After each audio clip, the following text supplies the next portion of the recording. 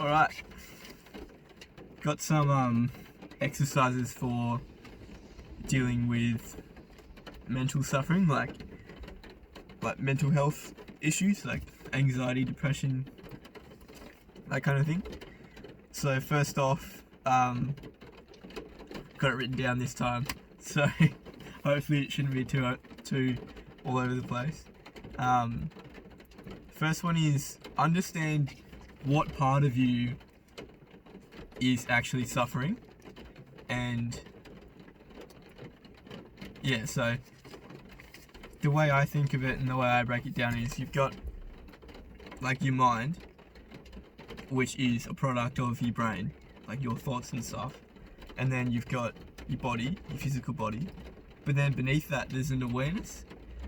There's like a deeper part of you that's conscious and aware of what's going on, but there's no thoughts there. There's just being. There's just like that deeper level. So with mental illness and just mental suffering, anxiety, depression, PTSD, trauma, addiction, even like judgment, and then all the different types of fear, that sort of thing.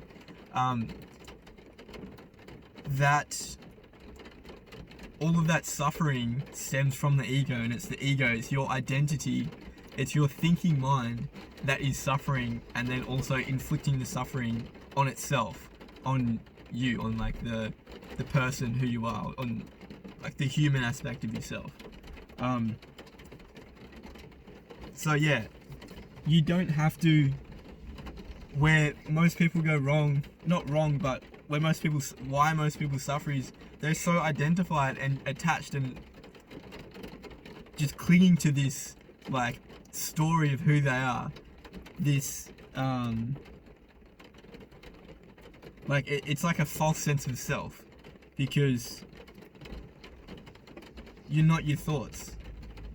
One thought will come in, and then you'll judge it, you'll deny it, you'll hide from it, or you'll laugh at it, you'll like it, it'll be awesome, whatever, and then you're done with it, and then it goes away.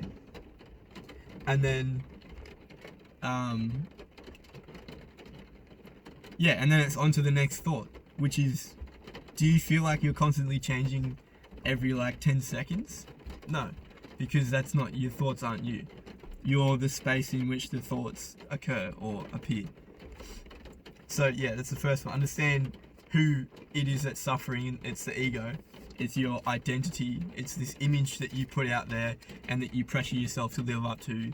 It's this image that people pressure onto you. It's the name that your parents have given you. That sort of thing. The next one is acceptance. So this is really, this is the first step in, the second step in progressing to a better version of you.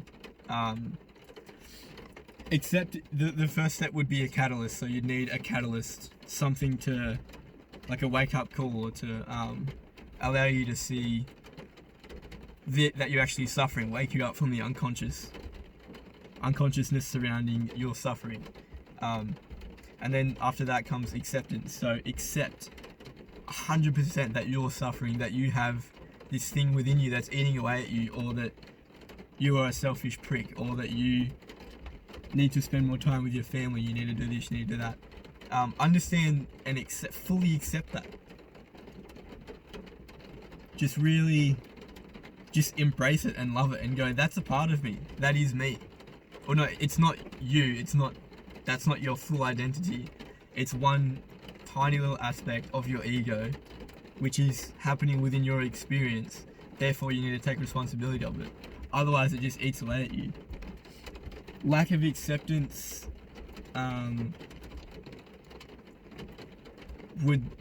leads to people not taking responsibility for themselves, and therefore blaming other people for their bullshit, blaming other people for their issues, for their problems,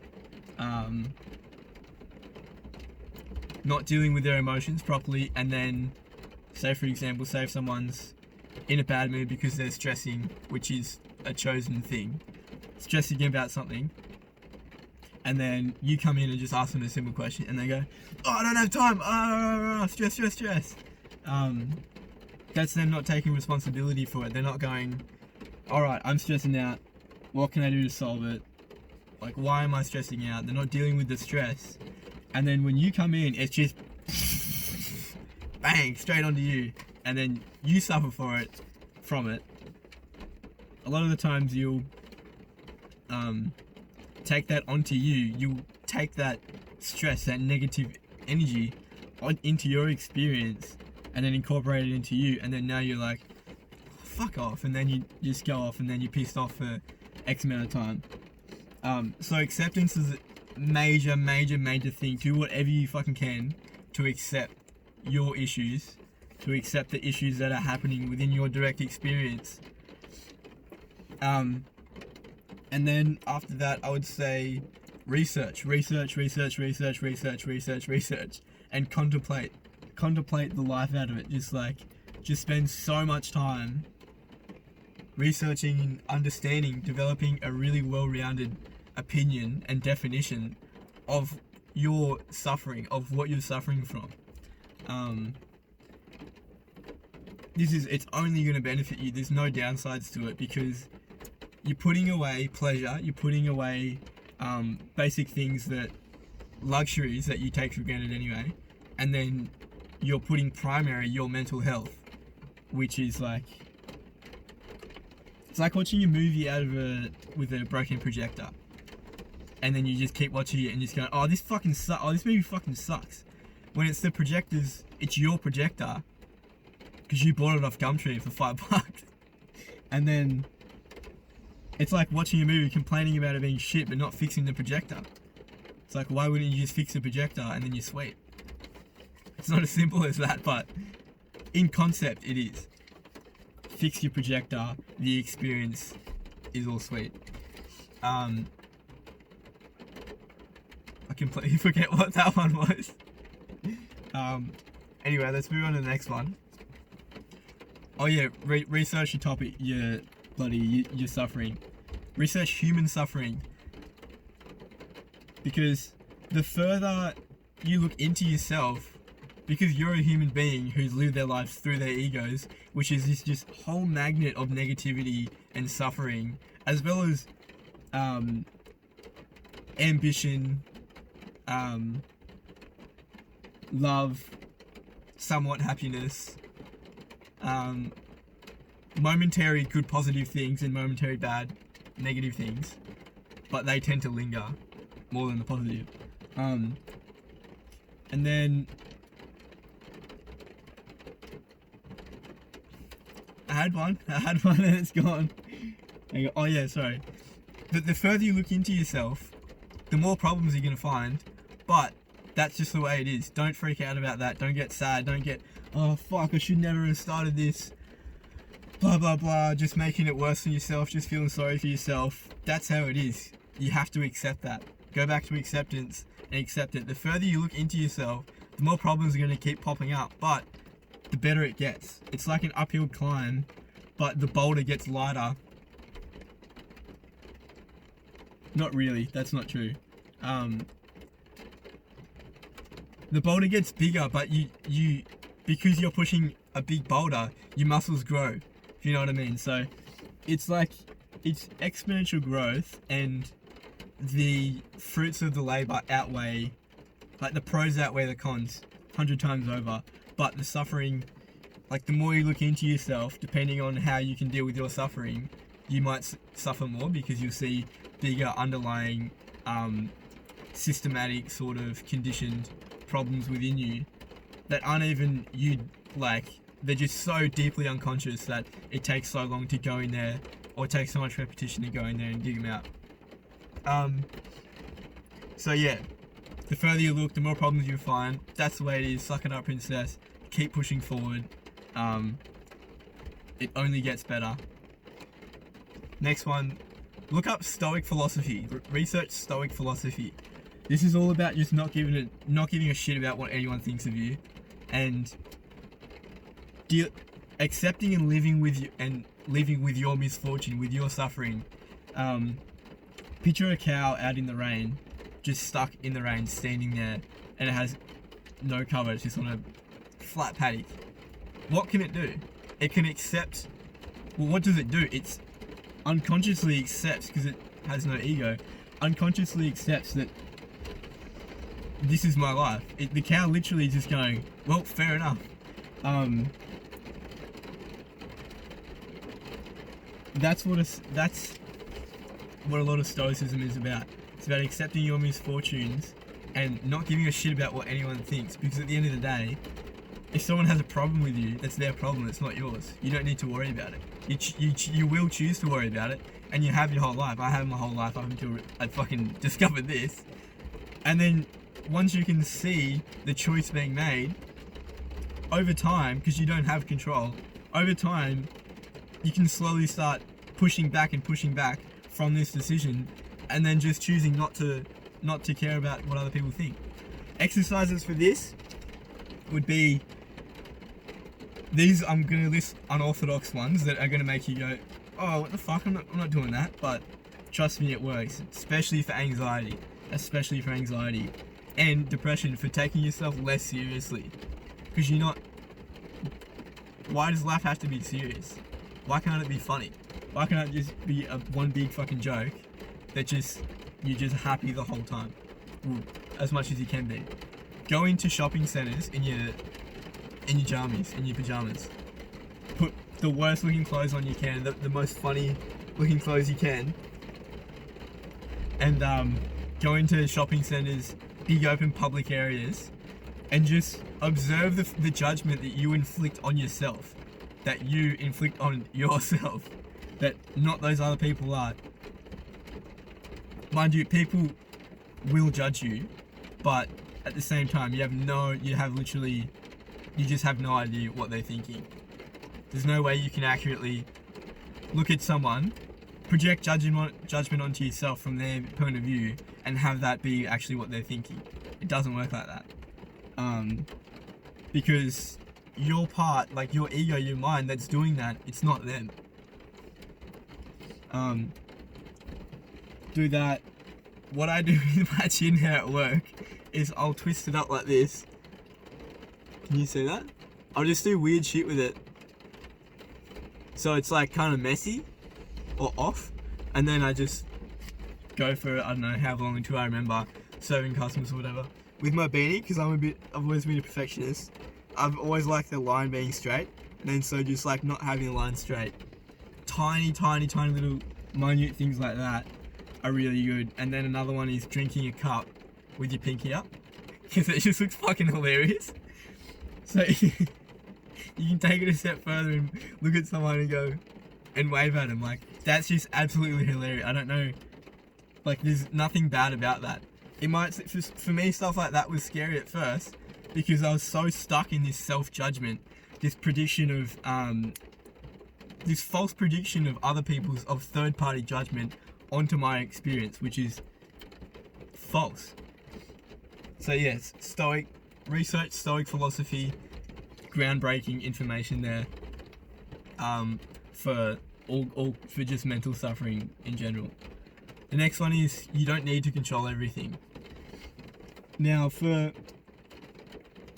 the conventional worldview, we have control over our lives. We can do this, I do that. I have free will. I make my own decisions. I'm a big tough man. I'm a big strong proud woman. I do all these things for myself. Now, on this YouTube channel, this whole thing is in the context of non-duality, the belief that fundamentally consciousness is the driving force behind everything. Therefore, we have no control over our lives. Consciousness is, it's like, think that really good analogy is, think of like, you get an actor and then the role they play. They're two separate, seemingly separate entities, but it's actually just the one dude. So you've got let's just take Spider-Man, and then the actual, what's his name? Tobey Maguire, I think it is. I hope. Tobey Maguire is the real dude. He's the real deal. Spider-Man is the made-up character, but Spider-Man doesn't know he's the made-up character. because he's just a character in this world, in this universe, and to him it's all real. It's just, that's his reality.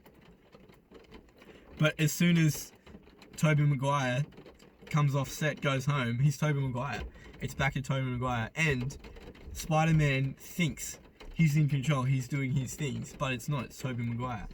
That's, in the context of this whole channel again, with non-duality, that's where I'm coming from. That consciousness is the puppet master. It is that underneath, doing all the work for you. We just have egos and we think that we're so fucking cool and we control everything. So, having said that, you don't need to control everything because it's already being controlled for you. But, on another level, you don't have to try and make everything perfect. Stop trying to control things. Go, no, you need to do this. No, it has to come back. It has to be like this. It has to. All these shoulds, has tos, all that bullshit, just drop it. Just let it go. Because you're inflicting so much suffering onto yourself and on other people by trying to control people to do all this bullshit that you haven't done, or that you've left to do and you're not taking responsibility for, or that you're just projecting so much unnecessary worry and anxiety and fear onto other people that's completely false and irrational to begin with. So yeah, and also, everything is already perfect. The main reason being, if everything didn't happen, if everything ever did not happen the way it did, we would not be here. Every single thing, all of the infinity that has happened already within this infinity has led to this infinity being the way this infinity is. It's kind of a weird way to go about it, but yeah, just understanding and fully comprehending that reality is perfect the way it is. Change, no change, it's completely perfect because it just is. Life is happening. You have no control over it. You think you do. You perceive it that way. But once you understand the fundamentals, you can start moving away from that and sort of stepping back. Not just like quitting your job and just staying at home watching Netflix. No. Understanding it and then really living it and embracing it and working along with it. Like Taoism, Taoism, is an ancient Chinese philosophy. This is another one that I really, really recommend. And this is all about just living in accordance to nature, letting the Tao, which it's consciousness, is God, or just reality, just that the essence between all things, all events, all thoughts, all objects. Living in accordance with the Tao and understanding that the Tao is the Tao, it is life, it's reality, it's just doing its thing, it's going to keep doing its thing forever, it's always been here doing its thing, and we've just evolved to think that we're, I'm me, I'm this little character. Well, no, I'm in control of this ship. I'm the steering wheel, but I'm driving the steering wheel. But it's actually kind of like Transformers. If you think when one of the characters is in the cars, when they're transformed into a car, and the character's just sitting there talking, and the car's driving itself because it's a transformer. That's how it works in the context of non-duality. I'm not saying that's how it works for you, but for me, that's how I know it to be true. So you got Taoism, control. You don't need to control everything. You don't need to do everything. If you're one of those people that is a big DIY person, and you put a lot of pressure and you strive yourself, you're attached to this identity. I can do everything. I can fucking. Oh no, don't go to them, man. Fucking let me do it. I'll do it. And then think about all the times where this is talking to me as well. Think about all the times where you've promised all these things, you've spoken so much shit about these things that you're going to do for other people or yourself. Has it happened yet? Are you ever actually going to do it? So yeah, that's been a massive thing for me. Just cutting back, or stopping talking shit and just doing. Just doing whatever I can in this moment right now, because that's all there is. The future, that's just a thought, that's an idea, it's a concept. It's not going to happen the way you think it is, because it's an idea. The only thing that's actually real is right now. The only thing tangible is experience, and experience is present. It is the present moment. The next one I've got is do things you don't like. So, a really good example is listen to Dance Monkey, because everyone hates that song. It's such a fucking shit song. Wow, she fucking sucks so much. I fucking hate that song. Listen to Dance Monkey. Listen to music that you hate or that you don't like, and listen to it objectively. Listen to it with fresh eyes, with fresh ears and eyes if you can,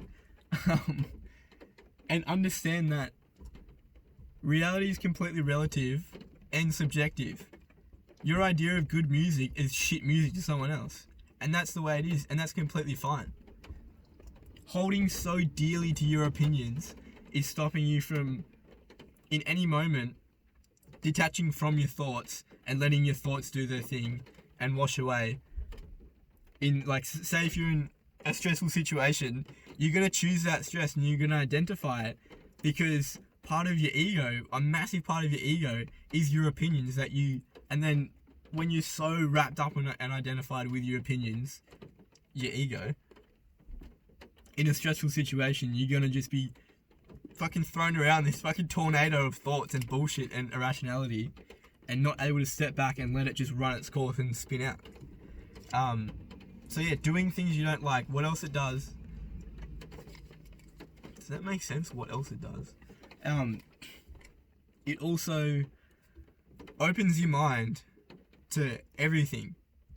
Practicing what doing things you don't like is practicing radical open-mindedness, which is just removing all bias, the most amount of bias you can, because you've lived however long you've lived with those biases, with those opinions, with those favourite foods, with those favourite songs, the favourite whatevers. Now go after the ones you don't like with love, compassion and empathy and an open heart and open mind. Just go in there and going, what's all the fuss about? What's up? A really good example is like go to a concert of a musician that you don't like and sit there and just be in that moment objectively.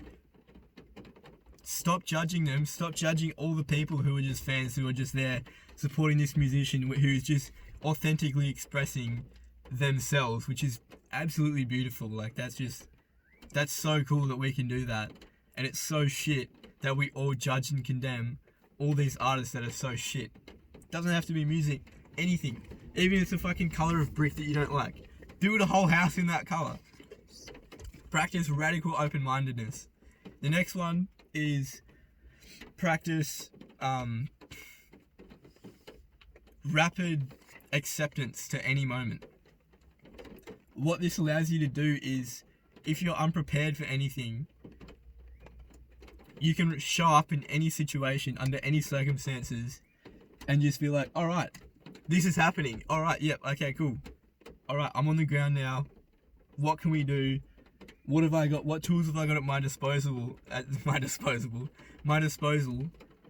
to build and formulate a plan, or to just take it moment by moment and build a bridge to get out of this situation. Rapid acceptance to all moments works so well with radical open-mindedness, because you're so open to anything happening. You're not clinging to this story, this false identity of yourself, or this false future projection of what's going to happen, so that when it doesn't play out the way you think it will, because nothing ever does, you're completely open to any possibility, any and all possibilities, without prediction, without judgment about the past, about mistakes or whatever. Or no, this is fucking book. No, it should have gone this way. No, where's he gone? What the fuck? Just stuff like that. Looking back and going, no, deny. When it's just no, accept. One really powerful way to do this is just, fair enough. Me and my mates practice these on my girlfriend. We practice these all the time. It's bullshit. It works so well. I remember in my last video talking about that acid trip, because we had my car stereo on all day. We didn't realise how long we had it on for. I just thought that the battery would have lasted longer. And then turned the camera to go home, and then it just turns all the way over, and then nothing. And then what did we do? We both went, well, fucking fair enough. fair enough. What can we do? All we can do is move forward from this moment right now. All we can do is just get to work. What can we do to get us and this car home in the most efficient way possible? And it turns out before that, the whole time, we were just fiending for something to do. We're like, fuck, what can we do? We want to do something. Bang, the car gave us something to do. That was awesome. That's also seeing the good out of a neutral situation. All situations are neutral. You make it good or bad. And we chose the good route, which was firstly arriving at the situation, which is like arriving at like a fork in the road, or a roundabout that only has two ways. And then what you do, you rock up and you go, well, if you start going negative, no, you stop the car, put it in neutral, put the handbrake on and go, all right, fair enough. And you just fair enough it until any negativity is out, and then go the positive, because why wouldn't you want to have a positive experience over a negative? So yeah, rapid acceptance that each and every moment, well, the moment, because there's only one moment ever, is going to save you. It saved me, it saved my mate, it saved my girlfriend, it saved everyone who does it. Just so much suffering. Like, the suffering that comes from non-acceptance or denial of a moment is completely unnecessary. It doesn't need to be there. And then the last one I've got here, to wrap it all up, take it all in small steps. Formulate exercises and experiments on yourself that are very, very small to begin with, especially if you're fearful of, especially if you haven't fully accepted your problem, or like your problem, or this part of you. It doesn't have to be a problem. Use it as an obstacle or just an opportunity. You don't have to see problems you don't have to see situations or opportunities as problems. For me, I've found that changing from problem to opportunity, again, is arriving at a neutral situation, going fucking, well, fair enough, and then hooking it left to good, or whatever way good is for you. That can just be another thing. Problems don't have to be problems. You can choose, because all of our lives are just one big perception. You perceive everything. An example is colour. Colour is completely, all of our senses are generated in here. We've got our sense organs, whatever they are, on whatever body parts we have. Information touches, we receive information through those sense organs. That sends more information up to the brain, and then it constructs this image or whatever sense of that information of the exterior reality. So, yeah, problems don't have to be problems. They can be opportunities. But yeah, just got sidetracked there. Back to small steps. Taking things in small steps allows you to make progress, but doesn't have to be scary or anything. And what it also does is, the more small steps you take, you're just building this solid foundation, this really fucking very solid foundation with minimal suffering out to this pontoon, where eventually you'll start jumping, taking bigger leaps, and then jumping, putting your board under you, then landing you, you know what I mean? The gaps will get bigger, the depth that you're diving into deepens, but the mindset you carry into those things is just, it's nothing but strength. Because you'll understand that, like, any fear about any situation, doesn't matter if, like, you're about to be killed, or like life-threatening or existential, it's irrational. It doesn't need to be there. It is there. It's programmed into us because of when we were, back when we lived on the ground, when we'd come out of the trees on the ground, we were hunted by all the major land predators and stuff. Fear was good because it would bang switch you into an alert mode, but now fear's so overused and it's so abused and it's so addictive, we're so addicted to it, that it's a response to situations that often require humour to be most efficiently dealt with, or something like that, you know what I mean? So yeah, small steps, it builds a good solid foundation, and you'll notice yourself jumping further into your mental health, further into these repressed aspects that you start taking responsibility of, and then just jumping fucking, that's a bit weird, just jumping straight into them because you've got this fucking good foundation. Yeah, that's it. That's all I got for now. Half an hour. Yeah, I was definitely dreaming, thinking that this would be about 10 minutes, but if you've made it this far, experiment on yourself. Be your own guinea pig to better yourself. Start the journey, start the work. Oh, and the last one, do the work. Because keeping it conceptual, keeping it philosophical, keeping it theoretical, where's that going to get you? It's going to give you a pretty good understanding of it.